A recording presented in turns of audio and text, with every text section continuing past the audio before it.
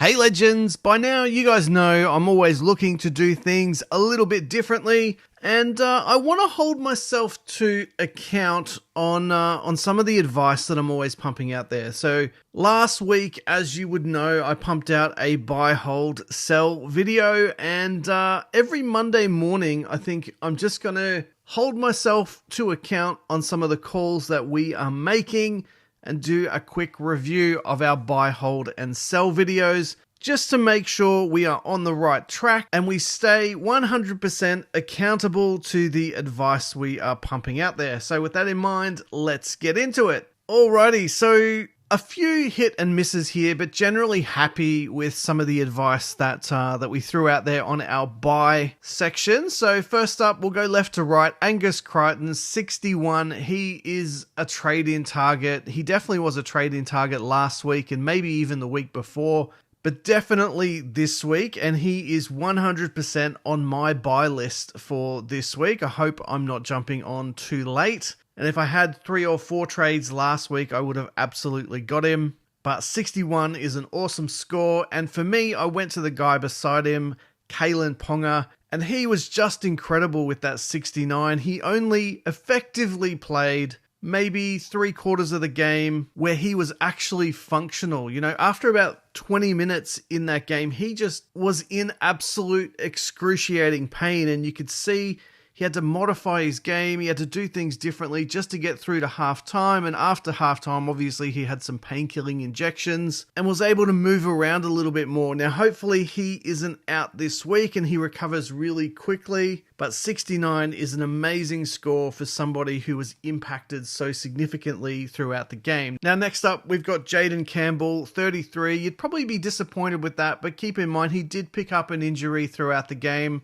But I have to say, look, relative to the next couple of guys that we're going to talk about, that 33 is pretty disappointing given he's around that mid 400 price point now. So Jaden Campbell, a little bit disappointing. And I think based on the performance, we got that one wrong this week. Now, next up, Kale Iro, 40 points. I'm really happy with that. I needed to bolster my center position this week, and it looks like he's going to come in and do that. Let's hope he can continue to lock down that center spot for the remainder of the season. That would be absolutely amazing. Jai Gray on debut, a very impressive 39. I think he's only going to get better and better. It'll be really interesting to see what they do with that Bunnies team. Obviously, they're on the bye this week. He'll come back for another 1 or 2 matches, and then the big question mark over Latrell Mitchell and what the Bunnies do with him coming back into this team. Now, next up, Chevy Stewart, 26 points. It's not huge, but for a guy who's 230k, you would take it. For him, it's all about cash generation. He'll come in, he'll do his thing, and then he will probably go back to reserve grade.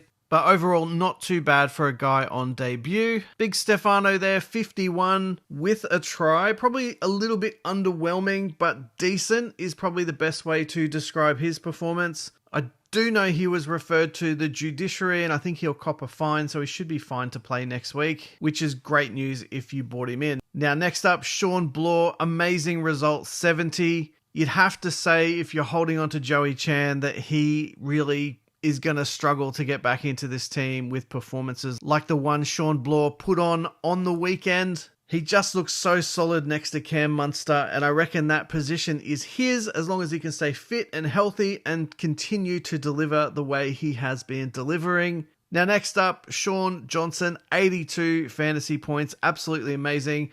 Here's a guy that should be not just on the leaderboard for the daily M's, but he should be right up the top of it. He's just looking better and better and better each week. So Sean Johnson, amazing. Let's move on to those we recommended as a hold. And it's probably another one of those mixed bags. So Clint Gutherson, you'd be pretty disappointed with that 47, but it's decent. I think it's around near where he averages, maybe a little bit more. Dylan Brown, 70. That's a great return to form for him. He just looked more comfortable on the weekend. Played more of a running game, and obviously the results are there to say that he is back in career best form. So fantastic. Fingers crossed he can keep it up and continue that sort of performance. Jamin Salmon, 42. I'm actually pretty happy with that for Jamin Salmon, given his price, given the role he's actually got in the team. I think we've probably got another 2 or 3 weeks out of Jamin Salmon, certainly through until the Bulldogs bye. and then maybe look to move him on at that particular point in time. Sam Hughes, 32. That's probably about what we can expect from Sam Hughes. He's probably got about another 1 or 2 weeks in him, and then also look to move on from Sam Hughes. Now, he was also referred to the judiciary, but as I understand it, he will only pick up a fine, so that's good news there. And big Terrell May, 71, absolutely incredible for a guy coming in off the bench. What a workhorse, just gets on and just does what he does best, which is tackle hard, takes big hit-ups, doesn't seem to miss any, makes no real big errors. Absolutely huge performance, and if he can just continue to get a few more minutes, week on, week out, he is just going to go from strength to strength. And obviously, congratulations to him for signing what I think is a 2-year extension to his contract. So well done, Terrell May, and well done with that big 71 points. He is a superstar of the future, and no doubt we'll continue to see more and more of Terrell May over the season. Next up, Kuli Kefu, Fini Fuiaki, 33, is incredibly disappointing. So he's really just not looking for the ball to make any significant sort of attacking stat. He's been around this 30 mark for a few weeks now, and I reckon he's got to be a trade out target over the next couple of weeks because he will absolutely peak in price if he hasn't done so already. So that's one to watch. And of course, James Tedesco didn't play on the weekend. He was a hold because he will absolutely bounce back, I reckon, this coming weekend. Fingers crossed he's actually playing. Let's move on to the sells. And there's only a couple of players here that we really need to talk about. One is Burbo, 29 points. A little bit disappointing, but he did pick up that hammy, and it really does look like he's set to spend some time on the sidelines with that, unfortunately. And the other guy on this list is Drew Hutchison, only 19 on the weekend, which was very disappointing. He'll probably actually lose a bit of money on the back of that performance, which is a little bit sad. I was hoping he'd get one more price rise, and then we could offload him. But if you did sell him, you made the absolute right call because he only got 19 on the weekend, and none of these other guys played. So there you go. Look, hopefully you agree that we generally made a pretty good call across our buy, hold, and sell this weekend. I think we got the vast majority of them right. A couple didn't really hit the heights that we would have loved to have seen them hit,